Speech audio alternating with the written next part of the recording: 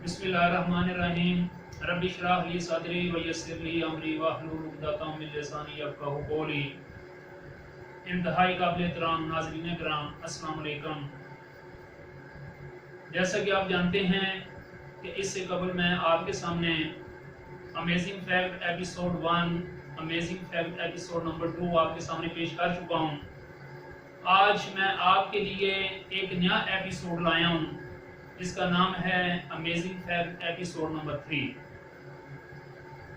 ये एपिसोड आपके सामने शेयर करने से पहले मैं आपसे सिर्फ 2 सवाल पूछना चाहूँगा।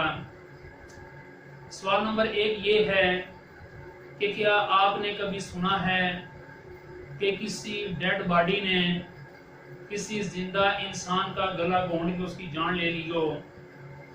और दूसरा सवाल कि किसी डेड बॉडी ने या मुर्दा इंसान ने फायर करके किसी इंसान को कत्ल कर दिया हो। यकीनन ये जो 2 सवाल मैंने आपसे पूछे हैं दे आर वेरी अमेजिंग, ये बहुत हैरानकुन है और नाकाबिले यकीन भी हैं। लेकिन ये बात बिल्कुल सच है कि जिस वक्त आप मेरी यही वीडियो थोड़ी देर देखेंगे, 5-7 मिनट देखेंगे, तो इंशाल्लाह मैं आपके सामने ये साबित करके दूंगा कि वाकई इट इज पॉसिबल। ब्राजील के अंदर एक आदमी ने दूसरे इंसान को कत्ल कर दिया। जब उसने कत्ल कर दिया तो वो सोच रहा था कि अब इसको मैं कैसे ठिकाने लगाऊं। आखिरकार उसने ये फैसला किया कि जब रात का वक्त होगा तो इस डेड बॉडी को उठा के मैं किसी भी जो करीब ही एक नदी थी उसमें फेंक दूंगा। उस काम के लिए उसने तकरीबन 10 से 12 घंटे इंतजार किया। आखिरकार रात आई और उसका जो मतलूबा टाइम था यानी कि रात का, उसने उस डेड बॉडी को उठाया और उठा के यानी कि अपनी पुश्त के ऊपर रखा और उसके बाद वो अंधेरे में चल पड़ा ताकि वो उस डेड बॉडी को उस नदी के अंदर फेंक दे और इस तरह जो कत्ल है उसका निशान मिट जाए। क्या हुआ कि जिस वक्त वो उसको उठा के ले जा रहा था, तकरीबन 8 मिनट की मुसाफत थी, उसने उस डेड बॉडी को उठाया हुआ है। तकरीबन अभी 6 मिनट का अरसा गुजरा है कि उसके बाद ये हुआ कि उस डेड बॉडी ने जिस इंसान ने उसे उठाया हुआ था उसके गले को बड़ी तेजी के साथ, मजबूती के साथ जकड़ा और यहाँ तक कि उसका गला घोंट दिया और वो आदमी वहां पे मर गया। दूसरा वाकया भी मैं आपके सामने शेयर करना चाहूंगा।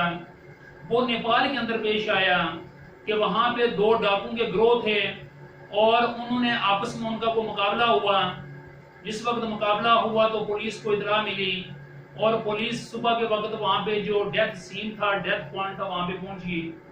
वहां पर जिस वक्त पहुंची तो उसने देखा वहां पे कि जो 3-4 डाकू हैं वो मरे पड़े हुए हैं।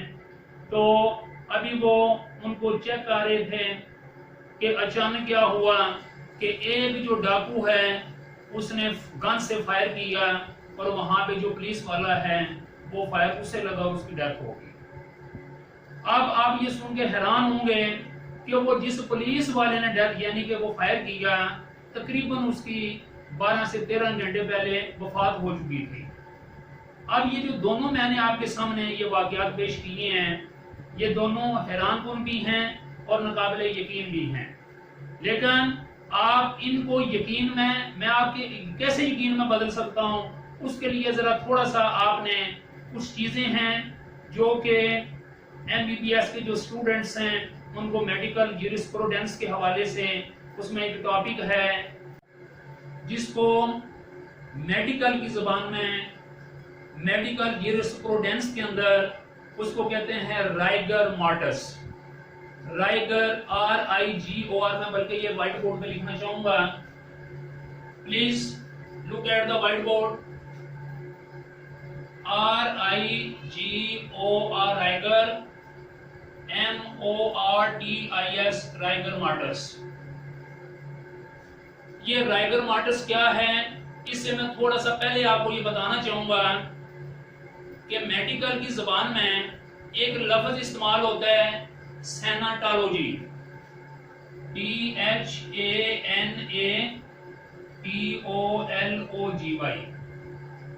ये लिखा तो थैनाटोलॉजी, लेकिन इट इज प्रोनाउंस्ड एज सैनाटोलॉजी।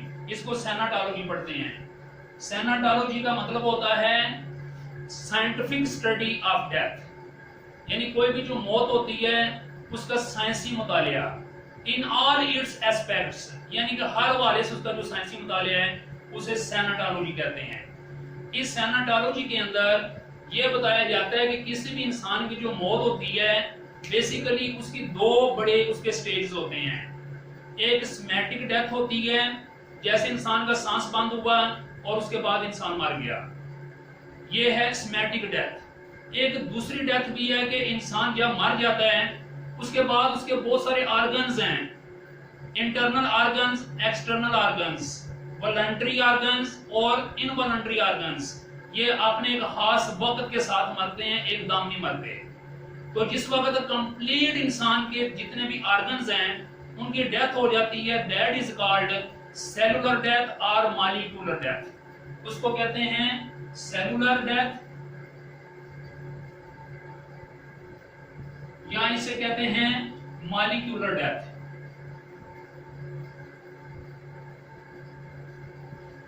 यानी कि इसमें कंप्लीट यानी कि मौत हो जाती है।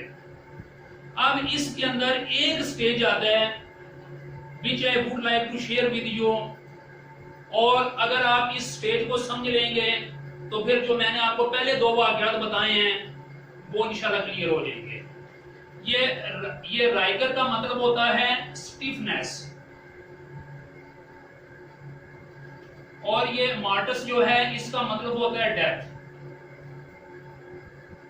तो इसका मतलब है कि मरने के बाद डेड बॉडी के अंदर जो अकड़ाव पैदा होता है, जो स्टिफनेस पैदा होती है, रिजिडिटी पैदा होती है, दैट इज कॉल्ड राइगर मार्टस।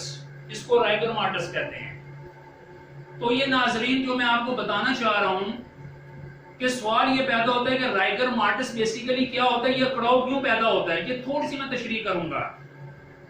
इंसान के जितने भी बॉडी पार्ट्स हैं, जितने भी मसल हैं, ये जो मसल होते हैं ये अपना एक खास अंदाज में काम कर रहे होते हैं।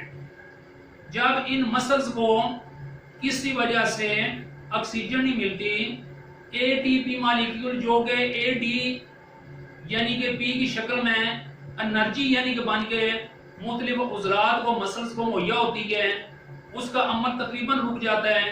तो फिर जिस्म के अंदर जो कैल्शियम होता है वो जो कि जिसकी असल जगह हड्डियां हैं वो मसल के अंदर क्या होता है, सेटल्ड ऑन नहीं होता, और जिसकी वजह से स्टिफनेस पैदा हो जाती है।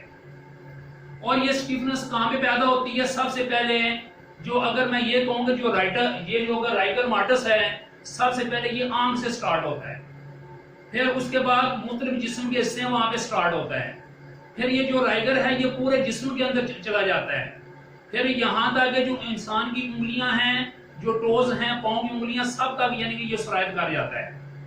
तो असल में हुआ ये कि जिस वक्त ब्राजील के अंदर उस आदमी ने जिसको दूसरे को कत्ल किया हुआ था उसकी स्मैटिक डेथ हो चुकी थी, अभी उसकी जो मॉलिक्यूलर डेथ है या सेलुलर जो डेथ है उसका बेसिकली अमल शुरू था, जिसको आप कह सकते हैं बायोकेमिकल चेंजेस अभी उसके अंदर हो रही थी। यानी जो बायोकेमिकल चेंजेस हैं या केमिकल चेंजेस हैं, इनका प्रोसेस उस डेड बॉडी के अंदर शुरू था। फिर क्या हुआ कि इसके लिए ये जो राइगर मार्टस है इसके लिए बेसिकली एक खास अंदाज का दर्जा हरारत भी चाहिए होता है। जितनी ठंड होगी इतनी जल्दी ये होगा, और जितनी गर्मी होगी उतना ये देर से होता है। तो वहां पर चूंकि उस वक्त सर्दी का मौसम था और ऐसे मौसम आमतौर पर ये जो तकरीबन 12 घंटे में ये अमल जो होता है ये मुकम्मल होता है। तो हुआ ये कि जिस वक्त उस आदमी ने उस डेड बॉडी को अपनी पुश्त पे उठाया ताकि जाके वो दरिया में फेंके, नदी में फेंके, तो उस दौरान ये अमल अभी शुरू था, और जब शुरू था जैसे उसने उठाया हुआ था उसके जो बाजू के मसल हैं उनके अंदर ये रिजिडिटी पैदा हुई, स्टिफनेस पैदा हुई। तो उसके बाद जब पैदा हुई तो वो आज कुदरती तौर पर उनके अंदर अकड़ाव पैदा हुआ कि उसका गला दब गया और उसकी डेथ होगी। और जो दूसरा मैंने आपके सामने शेयर की है, यानी कि जो दूसरा वाकया जिसमें जो पुलिस वाला यानी जो डाकू उसने पुलिस वाले को कत्ल कर दिया, असल में ये हुआ कि उसको भी मरे हुए तकरीबन 10 से 12 घंटे हो चुके थे और उसकी उंगली कुदरती तौर पर वो जो ट्रैकर होता है उसमें फंसी हुई थी, और जैसे ही वो लोग वहां पे पहुंचे, ये को इंसिडेंट हो गया। को इंसिडेंट यानी कि जैसे वो लोग वहां पे पहुंचे, डेड बॉडीज का मुआयना कर रहे थे, लोकेशन देख रहे थे, डेथ सीन को अभी वो एनालाइज कर रहे थे, कि उसके बाद क्या हुआ कि वो यही रायगत जो मार्टस है, ये रायगत का जो प्रोसेस है उसकी उंगलियों में हुआ, उसके जो मसल हैं वहां पर उनके अंदर अकड़ाव पैदा हुआ।